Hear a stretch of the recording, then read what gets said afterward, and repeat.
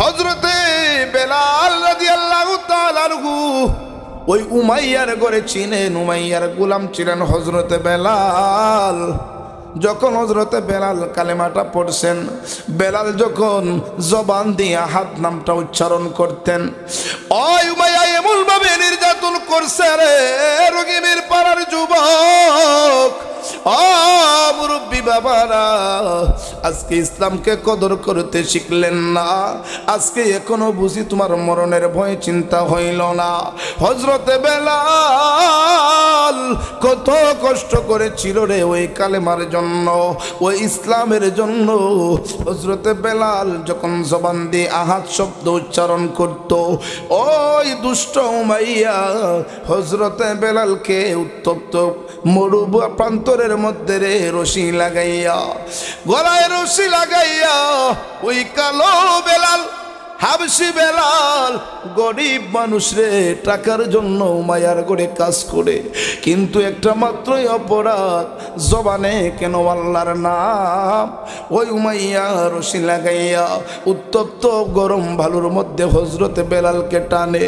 হযরতে বেলালকে টানতে টানতে উত্তপ্ত বালুর মধ্যে যখন টানতে লাগে, আর কিছুক্ষণ যাওয়ার পরে কয়, এবার জবান থেকে আল্লাহর নাম ছেড়ে দে। খোদার কসম রে মানুষ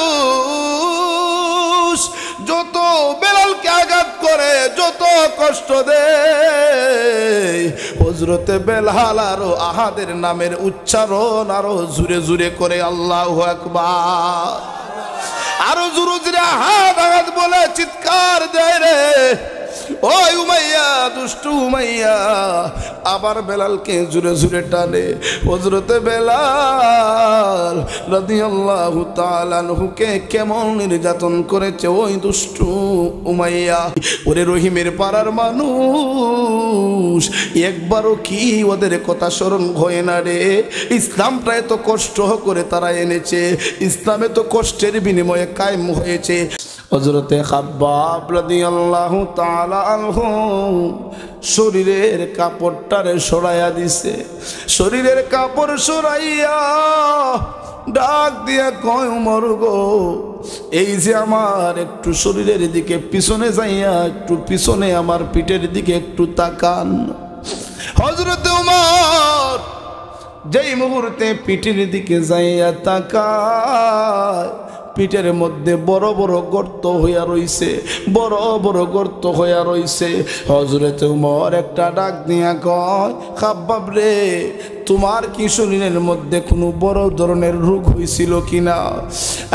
খাব্বাব, তোমার পিঠের মধ্যে কেন বড় বড় গর্ত দেখা যায়? খাব্বাব ডাক দিয়ে কয়, ওমর গো, আমার চেহারার দিকে একটু তাকান। চেহারার দিকে যখন তাকাইছে, খাব্বাব জিহ্বাটারে বার কইরা দিছে। ওই জিহ্বার মধ্যে বড় বড় গুটা দেখা যায় রে, বড় বড় গুটা দেখা যায়। ডাক দিয়া কই, খাব্বাব রে, সব কি রে? তোমার কি কোনো বড় ধরনের রোগ হয়েছে কিনা আমাকে একটু বলো না, এমন ভাবে তো হওয়ার কোনো কথা নাই। ডাক দিয়া কই, উমর,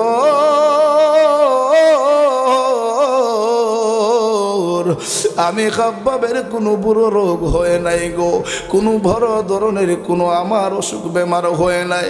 ওমর, আমি যখন কালেমা পড়ে মুসলমান হইলাম, আমি যখন ইসলাম ধর্ম গ্রহণ করেছি, আমার আত্মীয় স্বজনেরা, আমার এলাকার লিডারেরা, আমার আত্মীয় স্বজনেরা রে আমাকে এমনভাবে নির্যাতন করেছে।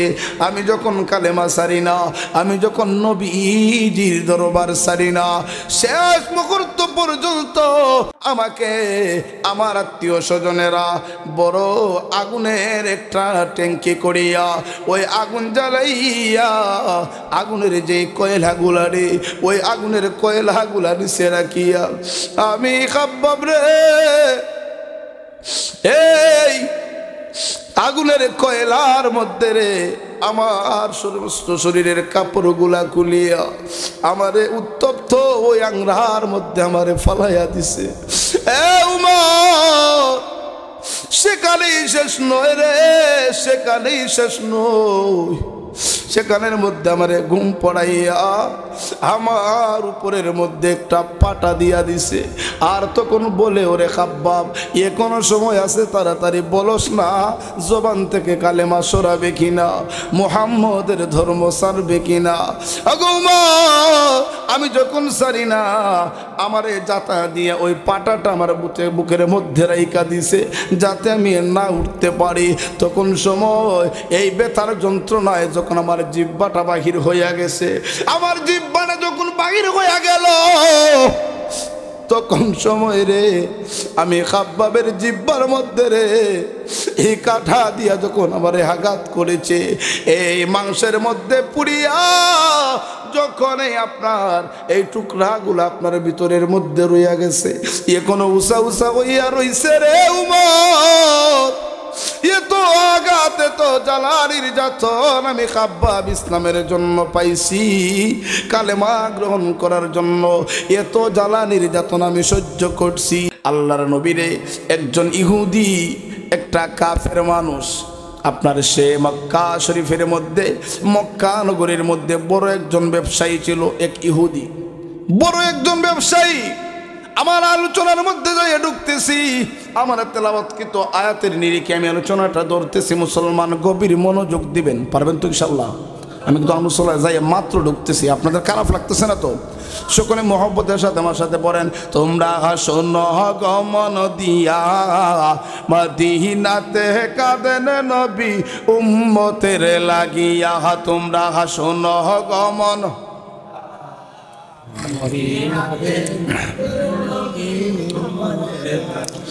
তোমরা দুরুদ সালাম পাঠাও নবীর পাগল ইয়া। তোমরা দুরুদ সালাম পাঠাও নবীর পাগল হইয়া। মদিনাতে কাঁদেন নবী উম্মতের লাগিয়া। তোমরা শোনো গমন দিয়া মদিনাতে। হায় হায় হাবশি বেলাল জান্নাতে পাইল নবীর পাগল হইয়া। বলো হাবশি বেলাল নবীর পাগল হইয়া। মদিনাতে কাঁদেন নবী উম্মতের লাগিয়া। তোমরা শোনো গমন দিয়া মদিনাতে কাঁদেন নবী। ওয়াসকরণী জুব্বা পাইল নবীর প্রেমিক হইয়া। বলো ওয়াসকরণী জুব্বা পাইল নবীর প্রেমিক হইয়া। মদিনাতে কাঁদেন নবী উম্মতের লাগিয়া। তোমরা শোনো গমন দিয়া মদিনাতে কাঁদেন নবী উম্মতের লাগিয়া। জুড়ে বলেন না মারহাবা। আরে মুসলমান ইমানদার, মক্কার মধ্যে সবচাইতে বড় একটা ব্যবসায়ী ইহুদি মানুষ, বেঈমান, ইসলাম ধর্ম গ্রহণ করে নাই। তবে তার একটা গুণ ছিল, বড় ভালো গুণ। সে ব্যবসা বাণিজ্য করার পরে বিকালবেলা বাড়িতে আইসা ব্যবসার মধ্যে যেই টাকাগুলা লাভ হইতো, যেই টাকাগুলা সে উপার্জন করতো লাভে, ওই টাকাগুলা দিয়া মক্কার মানুষদেরকে সে খাবার খাওয়াইতো। মারহাবা বলেন। মক্কার মধ্যে ভালো ভালো মানুষ দেখিয়া দাওয়াত করিয়া খাবারের আয়োজন করত। হঠাৎ একদিন বাড়িতে আইসা অনেক টাকা যখন লাভ করছে ব্যবসা কইরা, বিবির কাছে আইসা কই, বিবি রে, ও বিবি, কাকে দাওয়াত করা যায়? আবু জাহেলকে দাওয়াত করে ফেলি, সে তো বড় মক্কার লিডার। নাউজুবিল্লাহ বলেন। আবু জাহেলের দাওয়াতটা দিয়ে দিই, সে তো বড় একজন লিডার আছে। আচ্ছা, আবু জাহেল কি ভালো মানুষ? কি বলেন, ভালো মানুষ? আবু জাহেল না, বিবি ডাক দিয়ে কয়, স্বামী গো, না না, আবু জাহেলের দাওয়াত দেওয়া যাইতো না, সুদখোর ঘুষখোর। ঠিক কিনা বলেন? সুদখোর ঘুষখোর আমাদের সমাজে আছে না নাই? না, আপনাদের এলাকায় নাও থাকতে পারে, কিন্তু অন্য দিক দিয়ে আসে না নাই? আসেনি? আসেনি?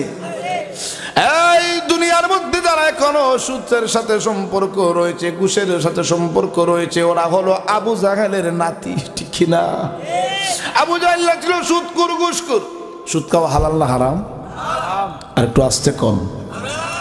তাহলে হারাম যদি আমরা জানি, তাহলে জানি না কিভাবে হারাম কাজ করি। হ্যাঁ মুসলমান ইমানদার, গভীর মনোযোগ। ওই তার স্ত্রী ডাক নিয়ে কয়, যেই ব্যক্তিটা ব্যবসা বাণিজ্য করে মানুষকে খাওয়ায় তার নামটা হলো রে উকবা ইবনে আবু মুইত। এই উকবা, স্ত্রী যখন বলল স্বামী গো আবু জাহিল্লারে দাওয়াত দেওয়া যাইতো না, কয় তাহলে আবু লাহাবরে দাওয়াত দেই। স্ত্রী ডাক দিয়ে কয় স্বামী আবু লাহাবেরও ডাক দেওয়া যাইতো না, দাওয়াত দেওয়া যাইতো না, সেও তো একটা খারাপ মানুষ, ঠিক কিনা বলেন? ইসলামের চিরশত্রু। আবু লাহাবরেও দাওয়াত দেওয়া যাইতো না, তাহলে কাকে দেওয়া যায়? এবার সবাই আপনার ঘুরে ঘুরে দেখলো, মনে মনে চিন্তা করে দেখলো, মক্কার মধ্যে তো সবচাইতে ভালো মানুষ হলো আব্দুল্লাহর ছেলে মুহাম্মদ। আচ্ছা, আপনাদের যদি কোনো দরকার হয় আপনারা এই একবারে চইলা যান এখান থেকে। যদি এইভাবে 2 মিনিট পরে পরে মাহফিল থেকে ওঠেন তাহলে আমি শেষ করে দিব।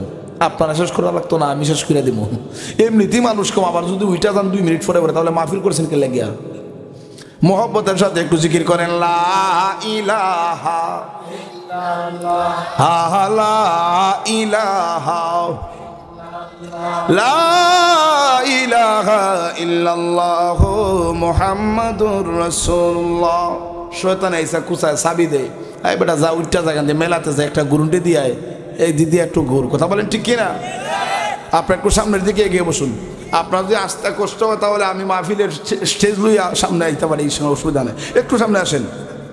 বলতে দিলাম মুসলমান, কয় তাহলে মক্কার মধ্যে সবচাইতে ভালো মানুষ হলো রে মুহাম্মদ, আব্দুল্লাহর ছেলে মুহাম্মদকে দাওয়াত কইরা আনবো। জুরে কন্যা মারহাবা। উকবা ইবনে আবু মুইত আল্লাহর নবীজির দরবারে যাইয়া হাজির। আব্দুল্লাহর ছেলে মুহাম্মদ, তুমি তো বড় ভালো মানুষ শুনেছি, তোমার দাওয়াত দিলাম, আমার বাড়িতে দাওয়াত মেহমান, তুমি চলে যাইবা, তোমার সাথে কিছু তোমার আরো সঙ্গের সাথীদেরকে নিয়ে যাইবা। নবীজি তার দাওয়াতটা গ্রহণ করলেন। দাওয়াত গ্রহণ করিয়া আল্লাহর হাবিব যখন দাওয়াত খাওয়ার জন্য চলে গেলেন, যেই মাত্র সামনে অনেক রকমের খাবার, অনেক আইটেমের খাবার নবীজির সামনে হাজির করলো।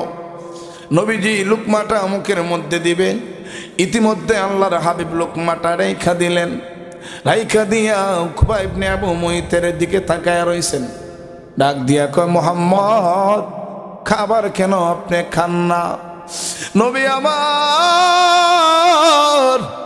ডাক দিয়া কয়, উকবা রে খাবার আমি নবী খাইব, কিন্তু একটা ছোট্ট শর্ত আছে। সুবহানাল্লাহ।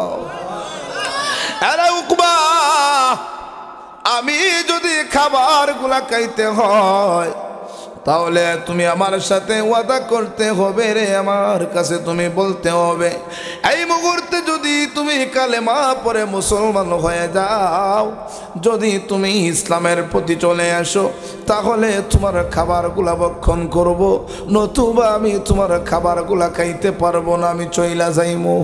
আল্লাহু আকবার বলেন।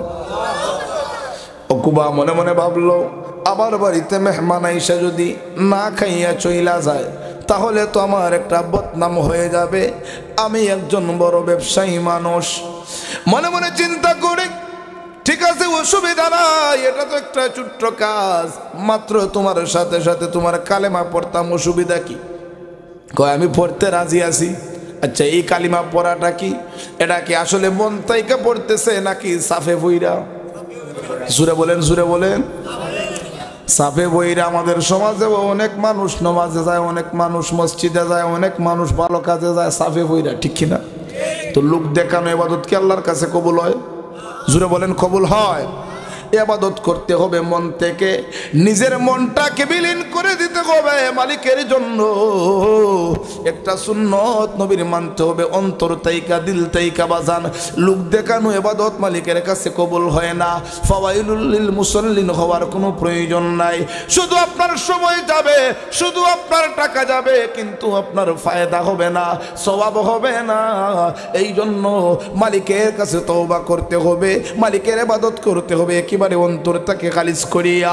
হ্যাঁ মুসলমান ইমানদার, উকবা ডাক দিয়ে কয় মুহাম্মদ অসুবিধা নাই, আমি তোমার সাথে সাথে কালেমা পড়ব, আমাকে পড়াইয়া দাও। নবী আমার কালেমা পড়াইয়া দিলেন। আশহাদু আল্লাহ ইলাহা ইল্লাল্লাহু ওয়াহদাহু লা শারীকা লাহু ওয়া আশহাদু আন্না মুহাম্মাদান আবদুহু ওয়া রাসূলুহু। নবী যখন পড়াইয়া দিলেন, সাথে সাথে আল্লাহর নবীর সাথে উকবা ইবনে আবু মুয়িত কালেমাটা পড়ছে।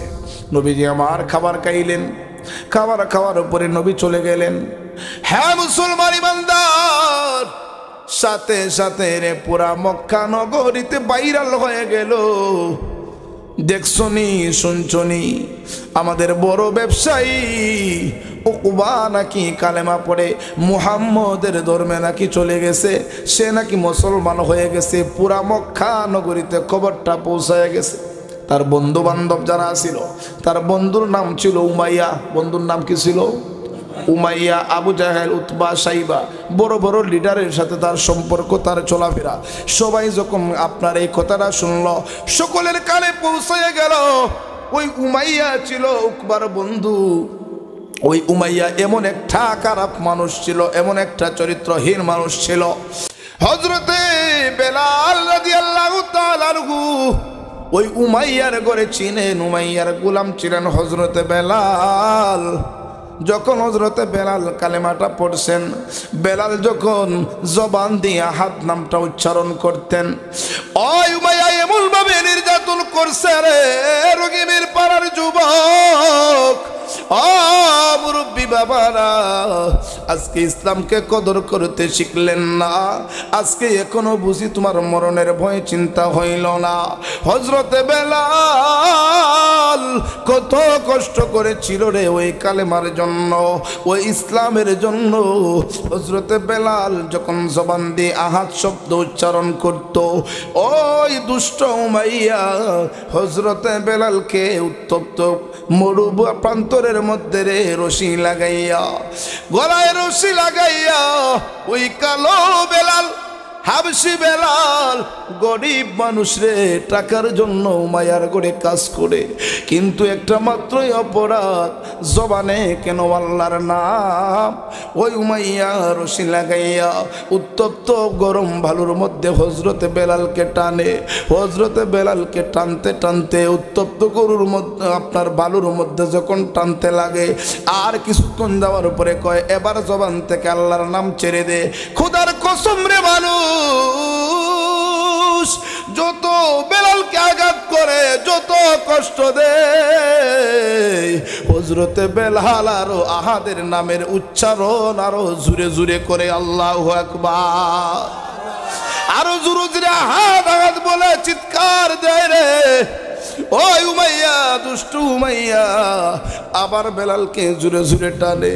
হযরতে বেলাল রাদিয়াল্লাহু তাআলা আনহুকে কেমন নির্যাতন করেছে ওই দুষ্টু উমাইয়া। যাক, ওই দিকে আমার সাবজেক্ট না, শুধু বলতেছিলাম যে সে যে এমন দুষ্ট ছিল রে, এমন একটা নিকৃষ্ট মানুষ ছিল। ওই উকবার বন্ধু ছিল উমাইয়া। উমাইয়া যখন কথাটা শুনলো, আবু জাহেল শুনলো, সবাই মিলা চলে গেছে উকবার কাছে। কিরে উকবা, শুনেছি তুমি নাকি আব্দুল্লাহর ছেলে মুহাম্মদের ধর্ম গ্রহণ করেছ, তুমি নাকি কালেমা পড়েছ, তুমি নাকি তার ধর্মে চলে গেছো, এটা কিভাবে সম্ভব? আমরা তোমাকে তো বিশ্বাস করতাম, আর তুমি যদি চইলা যাও তাহলে তোমাদের সর্বনাশ হইয়া যাইব।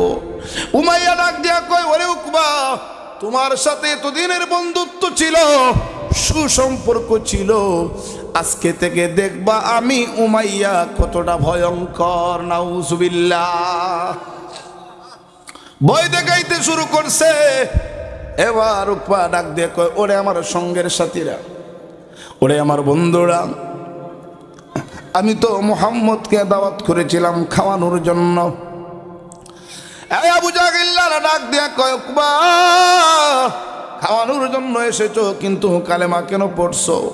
যদি তুমি মুহাম্মদের কালেমা না ছাড়ো, যদি তার কালেমা তারে ফিরাইয়া না দেও, তাহলে তোমার সাথে আমাদের চলাফেরা সব বন্ধ হয়ে যাবে।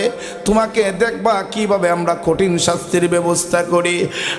এই মুহূর্তে উকবা ডাক দিয়া কয়, সঙ্গের সাথীরা রে, ও আমার বন্ধুরা, চিন্তা করিও না, আমি তো মুহাম্মদকে শুধু খাওয়ানোর জন্য কালেমাটা পড়ছি, অন্তর তাইকা মন তাইকা তার ধর্ম গ্রহণ করছি না। নাউজুবিল্লাহ বলেন। মন তাইকা গ্রহণ করছি না, শুধু মুহাম্মদকে খাওয়ানোর জন্য আমি এই সাইলটা আমি খেলাইছি। ডাক দিয়া কয়, তাহলে ঠিক আছে, অসুবিধা নাই। এমন যদি হয় তাহলে আমরা তোমার সাথে যাইমু, মুহাম্মদের কাছে যাইয়া মুহাম্মদের কালেমাটারে ফিরাইয়া দিতে হইব। নাউজুবিল্লাহ বলেন।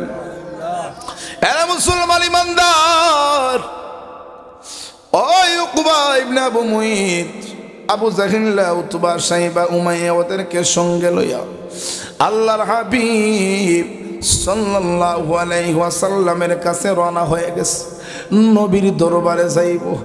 আল্লাহর হাবিব সাল্লাল্লাহু আলাইহি ওয়াসাল্লামের কাছে যাইয়া যখন দাঁড়াইলো, নবীজি দেখলেন গতকালকে যারে আমি কালেমা পড়ে মুসলমান বানাইলাম, ওই উকবা চলে আসছে। তার সাথে দেখা যায় মক্কার আরো কতগুলা মানুষ। মনে হয় রে, উকবার সাথে তারাও মনে হয় কালেমা পড়া মুসলমান হইব। আমার নবীজি আপনার বসা থেকে দাঁড়াইয়া গেলেন, মনে বড় আশা জাগলো, মনে হয় তারাও মুসলমান হইব। যখন তারা সাথে গেল, যখন তারা কাছে যাইয়া গেল রে, আল্লাহর নবী সুন্দর করে একটা সালাম দিলেন। কি দিলেন? সালাম। আমাদের মধ্যে আসেনি? কই আছে? একজনে করে আর 50 জনে করে না, সালাম নাই। সবাই ভাবলো এদিকে আমারে নি সালাম করে, ঠিক কিনা বলেন? আমরা সবাই ভাবলো বৈশা থাকি সালাম আমারে করুক, আমি কেন করব? সালাম দিলে যে যারে সালাম দেয় বোঝা যাইব, এটার মধ্যে প্রথমত একটা ইঙ্গিত পাওয়া যায়। সালাম যে ব্যক্তি করে বোঝা যায় তার ভিতরে অহংকার মুক্ত হওয়া যায় সালামের কারণে। কারণ যে যাকে সালাম দিতে পারে বোঝা গেল আমার ভিতরে অহংকার নাই, আমি আপনাকে সালাম দিছি। আর যারা ভাবলে সালাম না আমি কেন করতাম, আমারে সালাম করতেই বোঝা গেল ভিতরে অহংকার আছে না নাই? জুড়ে বলেন, আছে না নাই? এই জন্য বেশি বেশি করে সালামের প্রচার করতে হবে। সালামের মাধ্যমে অহংকার মুক্ত জীবন হয় মুসলমান। আর সালাম হলো আমার নবীজির সুন্নত, ঠিক কিনা বলেন? এক মুসলমান আরেক মুসলমানের সাথে দেখা হলে সর্বপ্রথম সালাম করতে হবে। কি করতে হবে? সালাম। কিন্তু আমরা এখন সালামের আগে কিতা খবর, ভালো আছো নিবা ভাই সাহেব, ভালো আছেন, মানে ভালো করে আগে জিজ্ঞাসা, সালামের কোনো খবর নাই। আমরা আবার রসুলের উম্মত দাবি করি, কিন্তু রসুলের একটা সুন্নত আমাদের মধ্যে রাখতে পারি না। আমার মারা বন্ধুরা, গভীর মনোযোগ। নবীজি যখন সালাম দিলেন, ওই উকবা কাছে যাইয়া কয়, মুহাম্মদ রাখো তোমার সালাম, তোমার সালামের জন্য আমি আসি নাই। নাউজুবিল্লাহ বলেন। নবীজি আমার ডাক দিয়ে কয়, উকবা রে, তুমি না কালেমা পড়ে মুসলমান হয়েছো কালকে, তুমি না জাহান্নামের পথ থেকে জান্নাতের রাস্তায় এসেছো, তুমি না সঠিক ধর্ম গ্রহণ করেছো, তাহলে তুমি কেন এমন কথা বলো? উকবা ডাক দিয়ে কয়, মুহাম্মদ আমি তোমার কাছে কালেমা পড়ে মুসলমান হইলাম, আমি শুধু তোমাকে খাওয়ানোর জন্য, আর কিছুর জন্য না। আমি এসেছি এই মুহূর্তে তোমার কাছে রে, আমি তোমার সালাম গ্রহণের জন্য আসি নাই, আমি আসছি শুধু তোমার কালেমাটা তোমারে ফিরাইয়া দেওয়ার জন্য। জুরে জুরে নাউজুবিল্লাহ। নবী আমার আশ্চর্য হয়ে গেলেন, যেই মুহূর্তে মন কথা বলছে রে, রহমতের নবীর দুইটা চক্ষু মুবারকে পানি ঝরতে লাগলো। নবী আমার ডাক দিয়া বলে, তুমি না জাহান্নামের রাস্তা থেকে জান্নাতের রাস্তায় এসেছো রে উকবা, তুমি না ভুল রাস্তা থেকে সঠিক রাস্তায় এসেছো। আজকে কেন এমন কথা বলো, আজকে কেন তুমি এমন কথা বলো রে উকবা? এই বলে বলে নবী কান্দে, নবীজি কান্দে রে। উকবা ডাক দিয়া কই, মুহাম্মদ এমন কথা আমাকে বলতে হবে না, বলতে হবে না। এই নাও তোমার কালেমা তোমার কাছে ফিরাইয়া দিলাম। সাথে সাথে আল্লাহর নবীজির নুরানি চেহারা মুবারকের মধ্যে থুতু নিক্ষেপ কইরা দিছে। জবান খুলে বলেন না নাউজুবিল্লাহ। নবীজির নুরানি জবান মুবারকের মধ্যে, চেহারা মুবারকের মধ্যে থুতু নিক্ষেপ করে দিল। ওই শয়তান উকবা, আবু জাহেল, উতবা, সাইবারা দাঁড়ায় দাঁড়ায় হাসে। আর আমার নবীজি দুইটা চৌখু মুবারকের পানিগুলা সাইরা দিয়া কান্দে। এর রহিমের পাড়ার মানুষ, ওই নবী কত কষ্ট করছে রে ইসলামের জন্য। ওই নবীজি কত যন্ত্রণা সইলেন ইসলামের জন্য। কাফের কুফফারেরা নবীকে কত আঘাত করেছে, নির্যাতন করেছে ওই ইসলাম ধর্ম গ্রহণের জন্য। ওই মুহূর্তে নবী আমার একটা ডাক দিয়া কয়, উকবারে তোমার জন্য বড় আফসোস হয় রে, তোমার জন্য বড় মায়া হয়।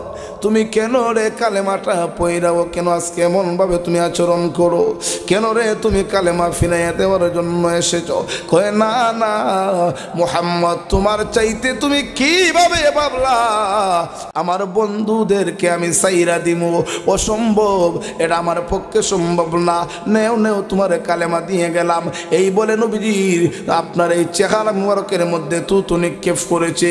নবীজি ওজরে কাঁদেন, চৌকের পানিগুলা সাইরা দিয়া নবী কান্দে। আমার নবী শুধু আফসোস করে। নবীজি অন্তরের মধ্যে ব্যথা পাইছে, আমার নবীজি কষ্ট পাইছে গো। নবীজি যখন এই বলে বলে কান্দে, সাথে সাথে আমার আল্লাহ জিবরাইল ফেরেশতারে পাঠাইছে। ওরে মুসলমান, নবী যদি কান্দে আল্লাহ কি সইতে পারে? বন্ধু কাঁদবে, বন্ধু কেমনে সহ্য করবে গো? কারণ ওই নবীর সম্মান তো আমার আল্লাহ বাড়াইয়া দিছে। ওই নবীকে সৃষ্টি না করলে আল্লাহ কুল কায়নাতের কোনো কিছুই সৃষ্টি করতেন না। আমার নবীজি কাঁদবে, আল্লাহ সইতে পারেন না। আমার আল্লাহ ডাক দিয়ে কই, জিবরাইল যা রে জিবরাইল, আমার বন্ধু কাঁদে রে।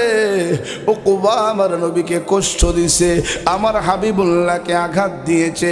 আরে জিবরাইল যাও, কুরআনের আয়াত নিয়ে যাও, আমার হাবিবুল্লাহর কান পর্যন্ত, কানে কানে যাইয়া তুমি পৌঁছায়া দাও। আমার হাবিবুল্লাহকে তুমি জানাইয়া দাও, ওয়ায়াউমা ইয়াউদ্দু যালিমু আলা ইয়াদাইহি ইয়াকুলু ইয়া লাইতানি اتخذت مع الرسول سبيلا। হ্যাঁ জিবরাইল যাও, আমার হাবিবুল্লাহর কাছে আয়াত নিয়ে পৌঁছায়া দাও। আমার বন্ধু যেন আফসোস করে না রে, উকবার জন্য যেন আমার হাবিবে কাঁদে না। কঠিন কিয়ামতের ময়দানে তখন উকবা আফসোস করবে রে, তখন তারা আফসোস করতে থাকবে। ওই সময়ে যখন রে হাসরের ময়দান কায়েম হবে, ওই সময়ে তারা নিজের হাত তারে নিজে নিজে কামড়াইয়া খাইব। নাউজুবিল্লাহ বলেন। নিজের হাতের চামড়া নিজে চাবাইয়া খাইব, নিজের হাতটারে নিজে কামড়াইব। আর তখন শুধু আফসোস করবে, আরে মুসলমান, ওরে সাতকের মানুষ, ওরে রহিমের পাড়ার মানুষ। এই জন্য বলবো, আমরা যাতে উকবা, আমরা যাতে ওই আবু জাহেল উতবার সঙ্গে সাথে আমরা যেন না হই। ওরে মুসলমান, আমরা যাতে ওইভাবে হাসরের ময়দানে আফসোস না করতে হয়, আমরা যাতে কইরা এইভাবে ইমান না নিয়ে কবরের না যেতে হয়। এই জন্য দুনিয়াতে তাই আমরা মহান রবের ইবাদত করতে হবে, রসুলের তরিকা ইবাদত করে যেতে হবে। আল্লাহ পাক জিবরাইল ফেরেশতাকে জানাইয়া দিলেন, জিবরাইল আয়াত নিয়ে যাও। তারা হাসরের ময়দানে আফসোস করবে আর নিজের হাত নিজে কামড়াইয়া খাইবে। হাসরের ময়দানে তারা উঠবে রে। ওই উকবা তখন আপনার হাতটার কামড়াইবে। আল্লাহ পাক আয়াত দিয়া বুঝাইয়া দিছেন, আয়াত দিয়ে আল্লাহ বুঝাইয়া দিছেন। হাসরের মাঠে যখন দেখবে আবু জাহেল, হাসরের মাঠে যখন দেখবে উতবা সাইবারা, আমার নবীর সাথে আবু বকরকে দেখা যায়, আমার নবীর সাথে উমরকে দেখা যায়, আমার নবীর সাথে হযরতে বেলালকে দেখা যায়। আবু বকর জান্নাতে যায়, বেলাল জান্নাতে যায়, উসমান জান্নাতে যায়, আলী জান্নাতে যায়। তখন সময়ে ওই উকবা, তখন সময় আবু জাহিল বেঈমানেরা তখন আফসোস করবে। ওই উকবা তখন হাত কামড়াইবে, নিজে নিজে নিজের হাত ওর দেখায়া ফেলবে রে, আর আফসোস করবে হায় হায় আমিও তো নবীরে পাইছিলাম, আমিও তো সর্বপ্রথম কালেমাটা পড়ছিলাম, কিন্তু আমি স্থির থাকতে পারলাম না। কেন রে আমি আমার এই দুষ্ট বন্ধুদের পাল্লায় পইরা, কেন আমি আবু জাহেল বেঈমানের পাল্লায় পইরা, কেন আমি উমাইয়ার পাল্লায় পইরা আমার জীবনটারে নষ্ট কইরা দিলাম, আমার জিন্দেগিটারে আমি শেষ কইরা দিলাম। যদি আমি আবু বকরের সাথে হইতাম, যদি উমরের সাথে হইতাম, নবীজি আমাকে আমার নিজের বাড়িতে যাইয়া কালেমাটা পড়াইয়া মুসলমান বানাইয়া দিছিল, কিন্তু আমি স্থির থাকতে পারলাম না। এই বলে বলে উকবা ইবনে আবু মুইত তখন হাসরের ময়দানে আফসোস করবে। ওরে মুসলমান, এই জন্য বলবো রে, আমরা যাতে করে ওই হাসরের ময়দানে এমন আফসোস কার বান্দা না হয়ে যায়, আমরা যাতে তখন হাসরের মাঠে তখন আফসোস না করি, আল্লাহ আমিও তো সময় পাইছিলাম ইবাদত করলাম না, আল্লাহ আমিও তো সময় পাইছিলাম মাহফিলে যাইয়া বসলাম না, আল্লাহ আমিও তো সুযোগ পেয়েছিলাম নামাজ পড়তে পারলাম না। এইভাবে তখন যদি আফসোস করেন ভাই, তখন কোনো কাজে আসবে না। আফসোস করলেও কেউ আপনার কান্দন শুনবে না। এই জন্য বলবো দুনিয়াতে তাইকা যদি ইমানটা মজবুত করতে পারো, নবীর ভালোবাসা যদি হৃদয়ের মধ্যে ধারণ করতে পারো, তাহলে মহান মাওলায়ে কারীম আপনার আমার জন্য সুবর্ণ সুযোগ রেখে দিয়েছেন।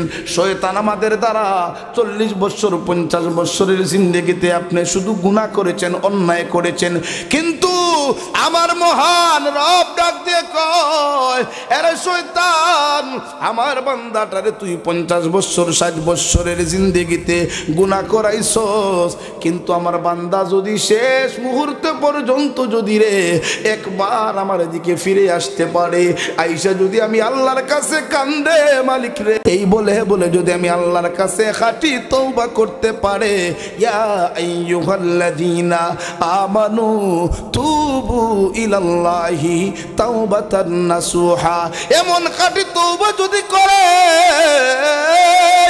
এই 70 বছরের গুনাহগুলারে আমি আল্লাহ মুহূর্তের মধ্যে আমার বান্দা বান্দির মাফ করে দিব।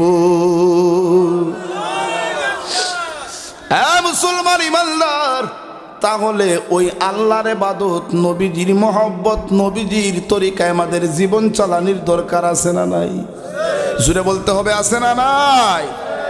ইয়া রাসূলুল্লাহ, ইয়া হাবিবাল্লাহ, ইয়া রাসূলুল্লাহ,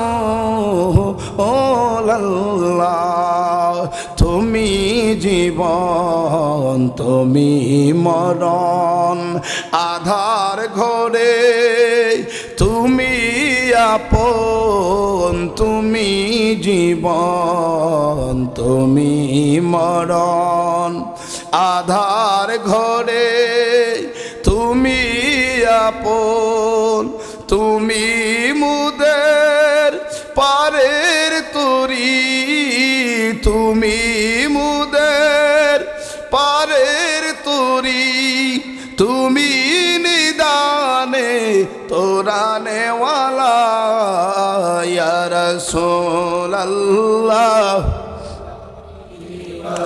লা ইয়া রাসূলুল্লাহ,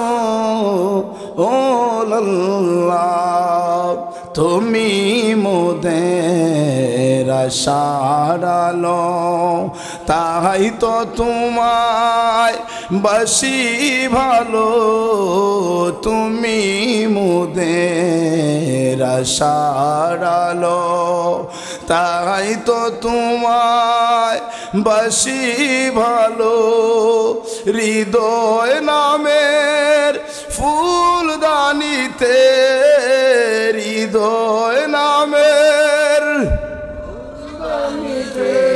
গেতে রেখেছি প্রেমের মালা ইয়া রাসূলুল্লাহ লা ইয়া রাসূলুল্লাহ সকলে জবান খুলে কন্যা ইয়া রাসূলুল্লাহ। হ্যাঁ মুসলমান ইমানদার, এই জন্য বলবো বাজান, যাতে আমরা ওই উকুবার মতো হাসরের মাঠে আফসোস না করতে হয় রে। ওই উকুবার মতো তো কোনো হাসরের মাঠে যেন আমরা আফসোস না করি। এই জন্য দুনিয়াতে থাকতে আমাদেরকে মাওলার ইবাদতে মনোযোগ হওয়া লাগবো, নবীজির ভালোবাসার হৃদয় স্থাপন করতে হবে। হ্যাঁ মুসলমান ইমানদার, আজকে ইসলাম পাইয়া আজকে অনেক সময় আমরা দেখি তারা তো ছিল ইহুদি, তারা তো ছিল বেঈমান, না হয় ইসলামের বিরোধিতা করছে। কিন্তু আমাদের সমাজে দেখা যায় এখন মুসলমানরাও শিক্ষিত হইতে হইতে এমন শিক্ষিত হয় শেষ পর্যন্ত নাস্তিক হইয়া যায়। আছে না নাই? নাস্তিকের মতো কথাবার্তা বলে, কোরআনের বিরুদ্ধে কথা বলে, ইসলামের বিরুদ্ধে কথা বলে, রাসূলুল্লাহর বিরুদ্ধে কথা বলে। মুসলমানের সন্তান ইহুদি তো দূরের কথা। এই জন্য বলবো হাজিরিন, এমন মুসলমান আর এমন শিক্ষিত যাতে আমরা না হই, যেই শিক্ষায় মদিনাওয়ালার প্রেম অন্তরে ঢুকে না, যেই শিক্ষায় আল্লাহর জন্য পাগল হওয়া যায় না, এমন শিক্ষার কোনো দরকার নাই। সুশিক্ষা লাগবে, শিক্ষা শুধু হলেই হবে না। শিক্ষিত হইতে হইতে যদি বই আপনার দুইটা ডিস্ট্রিক্ট হয়ে যায়, কিন্তু সুশিক্ষা যদি না গ্রহণ করেন তাহলে শিক্ষার কোনো মূল্য আছে না। সুশিক্ষা করতে হবে, সুশিক্ষা আপনি আমি গ্রহণ করা লাগবো। প্যারে হাজিরিন, বলতেছিলাম এই জন্য যে আল্লাহর নবীর সাহাবীরা দেখেন, তারা কালেমা পড়েছে কষ্ট কইরা, তারা কালেমা গ্রহণ করেছে কত কষ্টের বিনিময়ে। কেউ কষ্ট কইরা কালেমা গ্রহণ করেছে, আর কেউ সুযোগ পাইয়াও কালেমা গ্রহণ করে নাই। তো মানলে, যদি কেউ মানতে পারেন তাহলে হবেন আবু বকর, আর কেউ যদি না মানেন তাহলে হবেন আবু জাহেল। সহজ হিসাব। আল্লাহর নবীর সাহাবীরা দেখেন কত কষ্ট করেছেন। হযরতে উমর রাদিয়াল্লাহু তাআলা আনহু এবং আল্লাহর নবীর আরেকজন সাহাবী হযরতে খাব্বাব রাদিয়াল্লাহু তাআলা আনহু, দুইজন একদিন বসছেন, বৈশা মুজাকারা করবেন, দুইজনে কথা বলতেছেন। হযরতে উমর ডাক দিয়ে কয়, খাব্বাব আমরা একটু কথা বলি। কি কথা বলবেন? যে ইসলামের জন্য তুমি কতটুকু কষ্ট করেছো আর আমি কতটুকু কষ্ট করেছি। খাব্বাব রাদিয়াল্লাহু তাআলা আনহু ডাক দিয়ে কয়, উমর আপনি বলুন আপনি কি করেছেন, আপনার ইতিহাসটা একটু শোনান। আল্লাহর নবীর সাহাবী খলিফাতুল মুসলিমিন উমর ডাক দিয়ে কয়, খাব্বাব রে, আমার কথা শুনতে চাও? আমি তেমন একটা কষ্ট করতে হয় না। আমি উমর ইসলাম ধর্ম গ্রহণ করার আগে রে, আমি যেই দিন ইসলাম ধর্ম গ্রহণ করি ওই সময়ে মক্কার মধ্যে সংসদ বসেছে, মিটিং বসেছে, সবাই তখন বক্তব্য দিতে লাগলো যে মুহাম্মদকে এবার আর কোনোভাবে আটকানো যাবে না, তাকে দুনিয়া থেকে বিদায় করে দিতে হবে। নাউজুবিল্লাহ কম। দুনিয়া থেকে বিদায় করে দেওয়া লাগবো, আর কোনো রাস্তা নাই। কে ছড়ে মুহাম্মদের কল্যাণের জন্য। খাব্বাব, ওই দিন আমি উমর দাঁড়িয়ে গেছিলাম, আমি তরবারি হাতে নিয়ে যখন চলে গেলাম রে হযরতে মুহাম্মদুর রাসূলুল্লাহর কল্যাণের জন্য, রাস্তায় যাওয়ার পরে একটা বৃদ্ধ মহিলার সাথে আমার দেখা। মহিলা ডাক দিয়ে কই, উমর কোথায় যাবে তোরা গান্বিত হইয়া? বুড়ি গো, আব্দুল্লাহর ছেলে মুহাম্মদের কল্যাণের জন্য যাই। কেন? অপরাধ কি? সে তার ধর্মের মধ্যে মানুষদেরকে নিয়ে যাচ্ছে, আমাদের ধর্মকে নষ্ট করে দিতেছে, এই কারণে তাকে শেষ করে দেব। উমর, মুহাম্মদের কল্যাণের আগে নিজের বোনের খবর রাখছনি, নিজের ভগ্নিপতির খবর রাখছনি? তোমার বোন, তোমার ভগ্নিপতি কালেমা পড়ে মুসলমান হয়ে গেছে। হযরত উমর কই, কি বলে সব? কই খবর নেও। হযরত উমর তখন ওনার বোনের কাছে চলে গেলেন, ভগ্নিপতির কাছে গেলেন, কথাটা কি সঠিক কিনা? যাইয়া দেখে রে আল্লাহর নবীর একজন সাহাবী হযরতে উমরের বোন এবং ভগ্নিপতিকে মহান মাওলায়ে কারিমের কুরআনুল কারিমের শিক্ষা দিতেছে, কুরআন শিক্ষা দেয়। হযরতে উমর যাইয়া যে মুহূর্তে এইগুলা দেখলো রে, সাথে সাথে যাইয়া দুইজনকে এমন মারা শুরু করছে, বোনকে এমন আঘাত করা শুরু কইরা দিছে। আরে মুসলমান, তারপরেও তো বোন একেবারে মারে না, রক্তাক্ত করে ফেলেছে, একেবারে রক্তাক্ত করে ফেলেছে। বলস না মুহাম্মদের কালমা ছাড়বে কিনা? ওমরের বোন ডাক দিয়ে কয়, ভাই আমি যেই ধর্ম গ্রহণ করেছি, যেই কালেমা পড়ছি গো ভাই, আপনি আমার কথাটা শুনেন। কয় না, কোনো কথা শোনা নাই, তুই ছাড়বে কি না সেটা বল। এমনভাবে রক্তাক্ত করেছে। ডাক দেয়া কয়, ভাই রে, জীবন চলে যেতে পারে, জিন্দেগি চলে যেতে পারে, খোদার কসম রে মুহাম্মদের কালেমা ছাড়ব না। এবার উমর মুখে ডাক দিয়ে কয়, এ তো মারার পরেও কয় কালেমা ছাড়বে না। কি মজা পাইছোস? এতক্ষণ বৈশাখ কি পড়ছো আমাকে একটু বলো তো, আমাকে একটু শোনাও তো। কয়, ভাই গো, এই কোরআন পড়তে গেলে, এই কালাম ধরতে গেলে পবিত্রতা অর্জন করার দরকার। পবিত্র হও, গোসল করো। কই ঠিক আছে, আসলাম। গোসল করিয়া যেই মাত্র আল্লাহ রাব্বুল আলামিনের পবিত্র বাণী ওই কোরআনুল কারিমের সূরা তাহা হযরতে উমরকে যখন পড়াইতে শুরু করলো, হযরতে উমর এই সূরা যখন তেলাওয়াত করা শুরু কইরা দিছে রে, ওয়াকিমিস সালাতা লিযিকরি এই আয়াত পর্যন্ত যখন চলে আসছে, হযরতে উমর রাদিয়াল্লাহু তাআলা আনহুর মনের মধ্যে আল্লাহর পক্ষ থেকে নূর চলে আসছে। ডাক দিয়া কই, বোন, ওরে রহিমের পাড়ার মানুষ, আপনি যতই বাংলা বই পড়েন না কেন, যতই ইংলিশ বই পড়েন না কেন, যতই কবিতা পড়েন না কেন, যতই আপনি গজল বলেন না কেন, একটা যদি একবার, দুইবার, তিনবার যদি আপনি জপনা করেন, তিনবার যদি আপনি পড়ে নেন, দেখবেন আর আপনার কাছে ভালো লাগবে না। কিন্তু ওই কুরআন আপনি যতই পড়েন, যতই তেলাওয়াত করেন, ততই মজা লাগে, ততই ভালো লাগে রে। আপনি তেলাওয়াত যতই করবেন, ততই মধুর লাগে। উমর ডাক দেখো, বোন রে, কেমন কিতাবের পড়া মানে শুনাইলে রে, কেমন পড়া বুঝাইলি। এতদিন বুঝি ভুল রাস্তায় ছিলাম, এতদিন বুঝি আমি আপনি সঠিক রাস্তায় ছিলাম না। হ্যাঁ বোন, আয় রে, মুহাম্মদের ধর্মের কাছে আমি চলে যাব, মুহাম্মদের কাছে যাব। হযরতে উমর যেই তরবারিটা হাতে নিয়ে গেছিল হযরতে মুহাম্মদুর রাসূলুল্লাহ সাল্লাল্লাহু আলাইহি ওয়াসাল্লামকে দুনিয়া থেকে শেষ করে দেওয়ার জন্য উমরের বোনকে সাথে নিয়া আর হাতে তরবারি নিয়া যেই মুহূর্তে নবীজির হুজরার দিকে চলে গেলেন, হযরতে আলী দেইকা ডাক দিয়া কো, নবী গো, উমর আসছে গো হাতে তরবারি নিয়া। নবীজি গো, উমর তরবারি নিয়ে আসছে। ইয়া রাসূলুল্লাহ, আমি আলী দাঁড়াইয়া গেলাম, হয়তো উমর আজকে এখান থেকে সুস্থ অবস্থায় যাবে গো, নতুবা আমি আলী আজকে শেষ হয়ে যাব। আমার নবী ডাক দিয়ে কয়, আলী রে, ওরে আলী, দাঁড়া, একটু দাঁড়া, আসতে দে, উমরকে আসতে দে। হযরত উমর রাদিয়াল্লাহু তাআলা আনহু নবীজির সামনে যাইয়া ডাক দিয়া কই, ইয়া রাসূলুল্লাহ, নবী গো, ওগো মায়ার নবীজি হাত থেকে তরবারিটা রাইখা দিছে।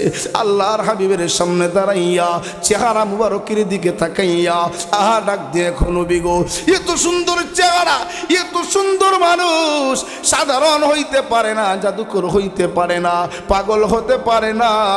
নবী গো, আমি উমর চলে আসছিলাম আপনার কল্যাণের জন্য। ইয়া রাসূলুল্লাহ, আমি উমর ভুল রাস্তায় ছিলাম, ভুল পথে ছিলাম। এর আগে কিন্তু দয়ার নবী মাওলার দরবারে দোয়া করতেন, আল্লাহ, হয়তো আবু জাহেল নতুবা উমরকে আপনি ইসলামের জন্য কবুল করো। আল্লাহ আবু জাহিল্লা শয়তানরে কবুল করে নাই, আল্লাহ কবুল করছে, তার বাড়িতে মানুষের লেফটিনের ব্যবস্থা করছে, ঠিক কিনা? কিন্তু উমরকে আমার আল্লাহ দ্বীনের জন্য কবুল করছে। ডাক দিয়া কই ইয়া রাসূলুল্লাহ, আপনি এই মুহূর্তে আমাকে কালেমা পড়ে মুসলমান বানায়া দেন। লা ইলাহা ইল্লাল্লাহ মুহাম্মাদুর রাসূলুল্লাহ। এই কথাগুলা হযরতে খাব্বাবের সাথে কথাগুলা বলতেছে। সে কিভাবে ইসলাম ধর্ম গ্রহণ করেছে, সে কিভাবে ইসলাম ধর্ম গ্রহণ করেছে কথাগুলা বলতেছে। খাব্বাব রে, আমি উমর ইসলামের জন্য তেমন একটা কষ্ট করতে হয় নাই, ইসলাম ধর্ম গ্রহণ করার জন্য এত কষ্ট করতে হয় নাই।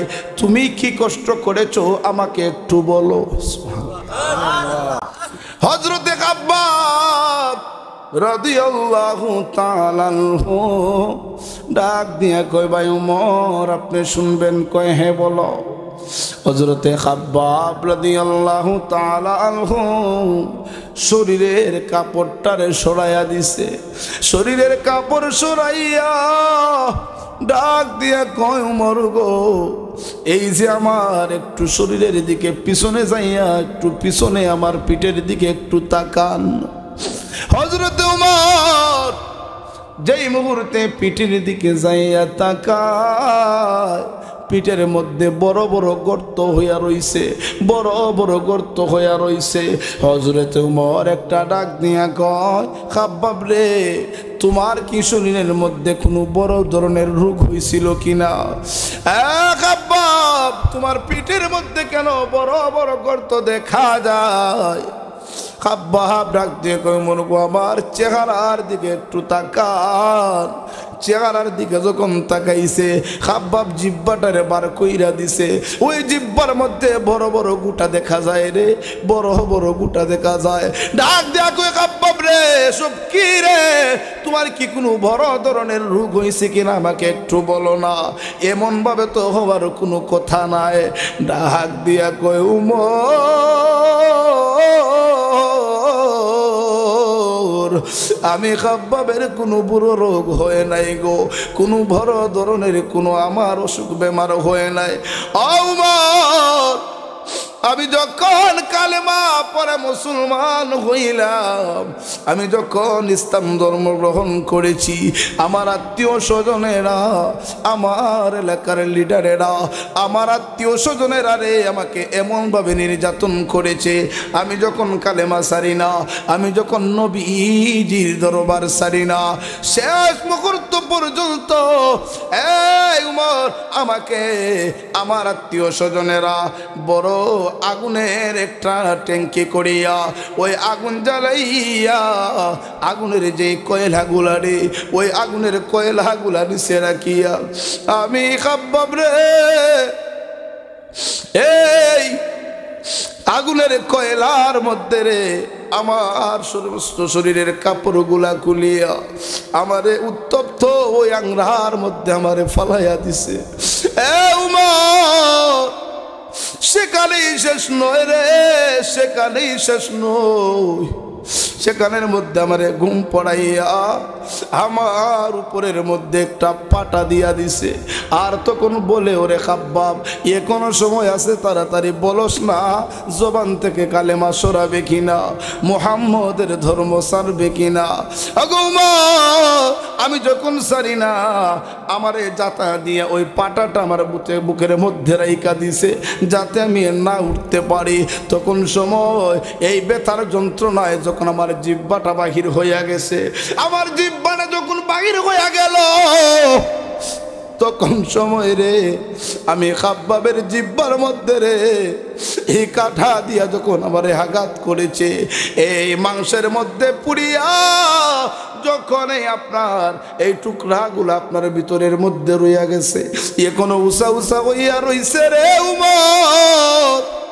এত আঘাত, এত জ্বালা নির্যাতন আমি খাব্বাব ইসলামের জন্য পাইছি, কালেমা গ্রহণ করার জন্য এত জ্বালা নির্যাতন আমি সহ্য করছি। ওরে রহিমের পাড়ার মানুষ, একবারও কি ওদের কথা স্মরণ হয় না রে? ইসলামটা এত কষ্ট করে তারা এনেছে, ইসলামে তো কষ্টের বিনিময়ে কায়েম হয়েছে, আর আপনি আমি খেলতামাশার মাধ্যমে খেলতামাশা করিয়া সময় হেলায় খেলায় খেলায় খেলায় খেলায় নষ্ট কইরা দিচ্ছি, ওই ইসলামটাকে এখনো কদর করতে শিখি নাই। এইভাবেই খেলায় খেলায় জিন্দেগি আপনি আমি শেষ কইরা দিচ্ছি। আর সময় যাইতে যাইতে রে একদিন আজরাইল হাজির হইয়া যাইব। তখন যদি আজরাইলকে বলো, আজরাইল রে 2টা মিনিট সময় দে, ও তোমারে 50,000 টাকা দিমু, তাহলে কি দিব? জুড়ে বলেন দিব? কিন্তু আমাদের চলাফেরায় তো বোঝা যায় মনে হয় আজরাইল আমাদেরকে সময় দিব, বাকি আছে। মোবাইল দিয়ে ফোন কইরা মনে হয় আইব আবার আগে। আর কি বলে এত লম্বা টাইম কি 12টা পর্যন্ত চালাইতাম, তাহলে হুজুর ওয়াজ করবো কোন সময়? মোহব্বতের সাথে দুরূদ শরীফ পড়েন আল্লাহুম্মা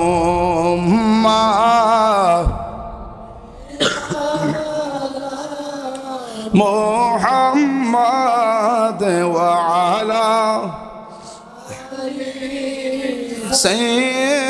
সাইয়্যিদিনা মুহাম্মাদ আল্লাহুম্মা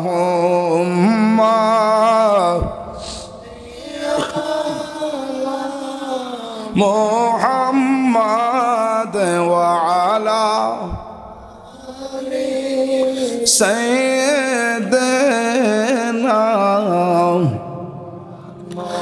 কান্দায় না কান্দায় না আমার নবীরে, কান্দায় না কান্দায় না আমার নবীরে, নবীরে কান দাইলে রে কাঁদবায় হাসরে। আল্লাহুম্মা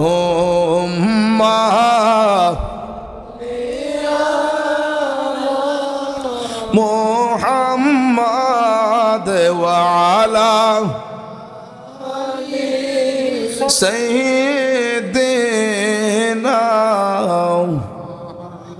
খারাপ লাগে আপনাদের? শেষ করে দিতেছি পরে হুজুর কিন্তু আইব, হুজুর আইসা পড়ছে মনে হয়, খাবার খাইতে গেছে। ইনশাল্লাহ কিছুক্ষণ পরেই চলে আসবেন। আমিও কিন্তু অসুস্থ, তারপরে ইনশাল্লাহ যেহেতু কথা দিয়ে দিছি এই জন্য কিন্তু আসতে হয়েছে। ভাইরা বন্ধুরা আমার, এই জন্য বলবো আমরা পৃথিবীর জমিনকে, দুনিয়াটা যাকে আমরা এত রঙের ঢঙ্গের যাতে আমরা বানাই না, কারণ এই দুনিয়াটা আমাদের জন্য চিরস্থায়ী না। আমরা জানি আমরা চলে যেতে হবে অন্ধকার কবরে, আখিরাতকে সাজাতে হবে।